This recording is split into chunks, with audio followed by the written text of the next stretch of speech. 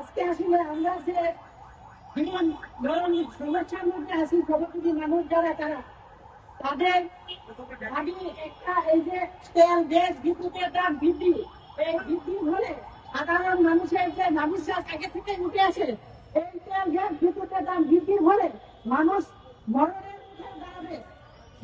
দ্রব্যমূল্যের ঊর্ধ্বগতি, যাতায়াত ব্যবস্থা সর্বোচ্চ যে যোগ্যতা মূল্য হবে, সেটা সাধারণ মানুষ গ্রহণ করে কঠিন হয়ে যাবে।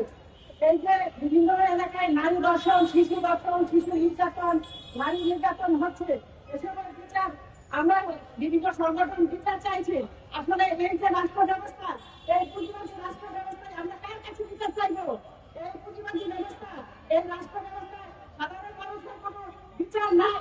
সাধারণ মানুষ শুধু নির্যাতিত নিপীড়িতই হবে। এখানে সাধারণ মানুষের বিচার, সাধারণ মানুষের যে বেঁচে থাকার অধিকার, বেঁচে থাকার জন্য যে কাজ চাওয়া করা, এটার কোনো মূল্য এই রাষ্ট্র ব্যবস্থায় নাই। আমাদের এই সর্বত্র মানুষের অধিকার চাইতে হবে বা অধিকার প্রতিষ্ঠা করতে হবে। আমাদের এই রাষ্ট্র ব্যবস্থাকে পরিবর্তন করতে হবে, এই পুঁজিবাদী ব্যবস্থাকে পরিবর্তন করতে হবে।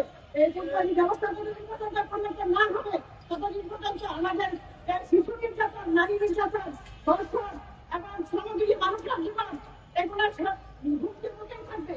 যুগে যুগে সর্বত্র মানুষ জীবন দিয়েছে, এই জীবন দেওয়াকে এই প্রচার ব্যবস্থা সন্ত্রাসীরা তাদের স্বার্থে ডুবে দিয়েছে। আমাদের এই স্বার্থ থেকে মানুষকে বের হতে হবে। যুদ্ধের বিরুদ্ধে আমাদের ন্যায় যুদ্ধ করে করতে হবে। আমাদের পুঁজিবাদী ব্যবস্থাকে ভেঙে দিয়ে নতুন সমাজ গড়তে হবে আমাদের সমাজের মানুষের পক্ষে।